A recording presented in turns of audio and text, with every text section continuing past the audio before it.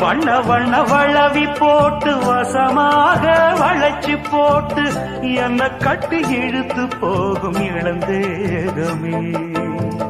தூரப்பட்டு கலந்திடாம குறையேதும் நடந்திடாம ஆசைப்பட்டு அழைக்க வேணும் மகராசனே. முன்ன பின்ன அறிஞ்சதில்ல முறையாக தெரிஞ்சதில்ல சின்ன சின்ன தவற நீயும் பொறுத்தாக வேணுமே.